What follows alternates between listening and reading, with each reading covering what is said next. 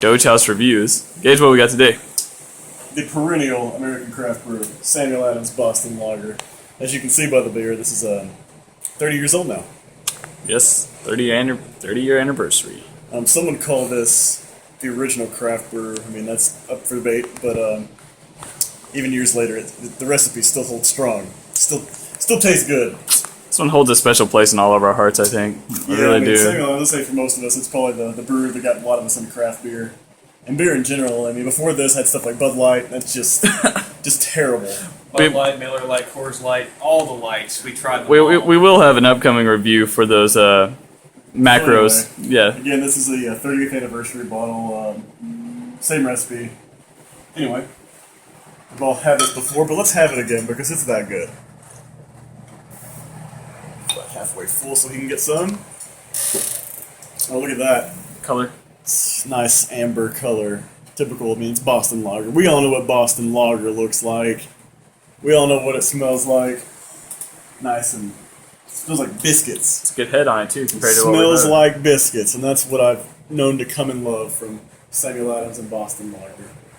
Even though year after year they release new beers, I mean, I still find myself, even with all these great beers available, you still go back to Boston Lager every now and then.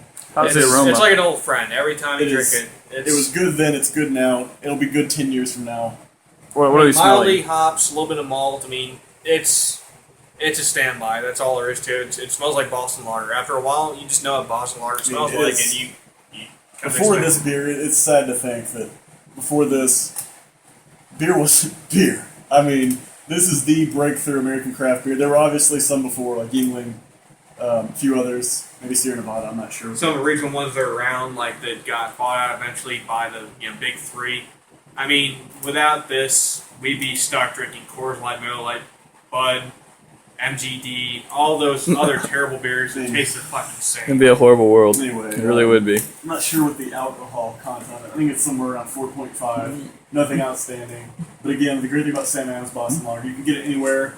You can get it everywhere. It's reasonably priced.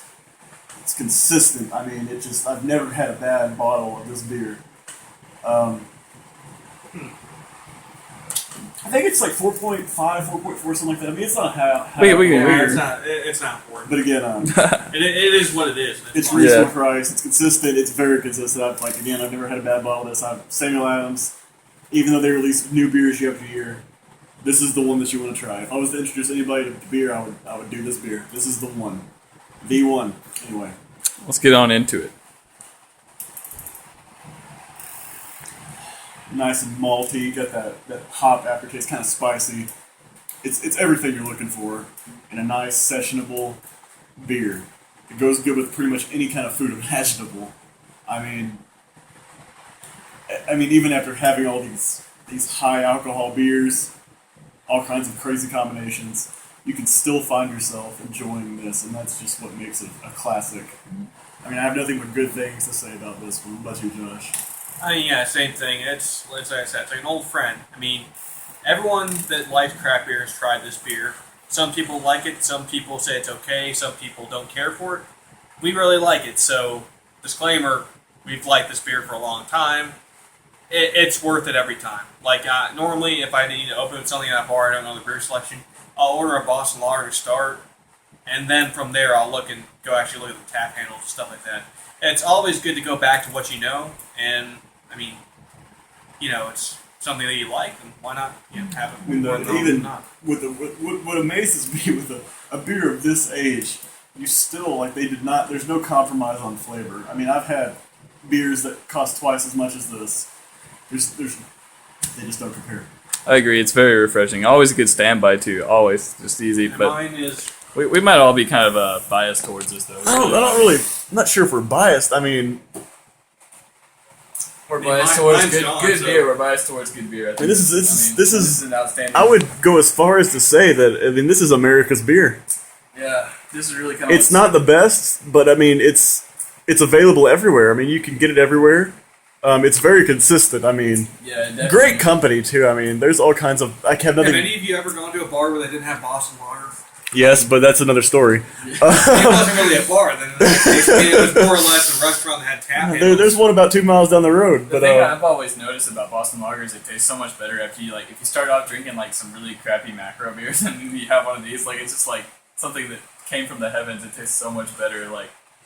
So if you ever want to really taste a good Boston Lager, drink some like Miller Lite. Oh yeah, I mean this is from a bottle. Light first. From a tap, it's way better. Oh yeah, absolutely, yeah, for sure. But again, it's not. I wouldn't say it's cheap. I mean, there's cheaper craft beers than this. You got like Boulevard and Schlafly around here. I don't know about prices in the rest of the country, but I think this is like $8.40 for a 6-pack.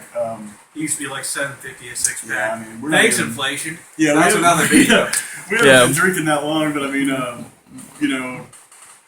nothing but good things to say about this. It's not the best, but you could do far worse for the price. Here's the evidence you need. I had about 4 ounces. It's gone. It's gone. That was quick. That's gone. That was gone. And I mean, Single Island as a company, they've done so much for just the craft brewing revolution in America. I mean, they have beers I don't like. They have plenty of beers I don't like. But considering this is available year round, it's reasonably priced. It tastes fantastic. I can't think of a better. I mean, some people call them a macro or a macro craft or whatever.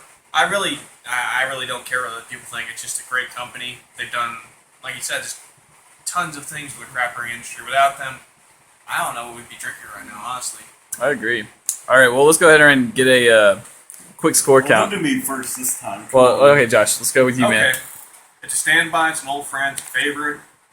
It's not the best beer in the world, so I'll give it an 8 out of 10. 8 out of 10. What about you, Drew? For me, I'm gonna go with an 8.5. An 8.5. If we can do that, but we're gonna bring it. We're gonna bring it down to 8.5. I don't see Yeah, why we're gonna not. go. Yeah, okay. We're in Russia. We don't round up. I don't see why not. 8.5. All things considered, I love the taste. I mean, this is that malty goodness, that nice hop aftertaste. I mean,